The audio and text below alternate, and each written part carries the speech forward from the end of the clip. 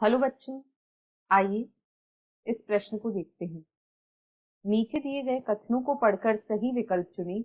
एक रुधिर कोशिकाएं संरचनात्मक प्रोटीन तंतु जिन्हें कोलेजन या इलास्टिन कहते हैं का स्रावण करती है। दो तंत्रीबद्ध कोशिकाएं वृक्कों को आधार प्रदान करती हैं व रक्षा करती हैं। तीन अस्थेणु जिन जगहों में पाए जाते हैं उन्हें रिक्तिका कहते हैं। चार रेखीय पेशी तंतु समानांतर फैशन में बंडल के रूप में पाए जाते हैं। 5 द्विशिरस्काएं रेखीय व अनैच्छिक होती हैं। विकल्प ए कथन 3 व 4 गलत हैं।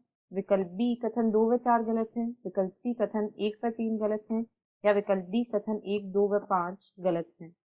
इस प्रश्न की जो मुख्य अवधारणा है, मुख्य अवधारणा वह है ऐच्छिक पेशियां। वह है ऐच्छिक पेशियां। यहाँ पर हम देखेंगे कि ऐच्छिक पेशियां जो हैं वे क्या होती हैं। तो ऐच्छिक पेशियां जो होती हैं इनमें पेशी तंतु समानांतर फैशन में बंडल के रूप में पाए जाते हैं। इनमें पेशी तंतु समानांतर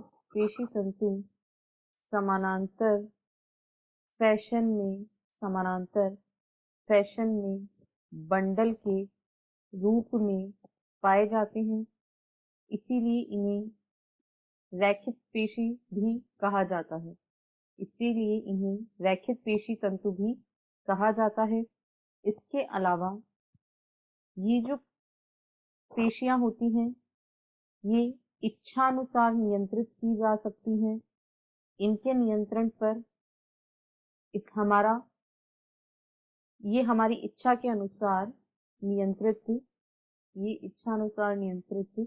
जा सकती हैं। इसीलिए इन्हें ऐच्छिक पेशियां कहा जाता है।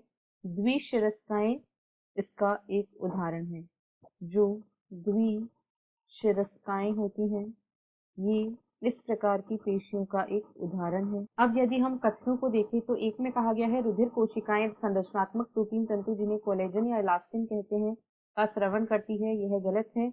संयोजी ऊतक की जो कुछ कोशिकाएं होती हैं, संयोजी ऊतक की कोशिकाएं जिनमें से मुख्यतः फाइब्रोब्लास्ट कोशिका जो होती है उसके द्वारा इन तंतुओं का स्रावण किया जाता है जो मैट्रिक्स या अधात्री का मुख्य भाग बनाती हैं। अतः यह कथन गलत है।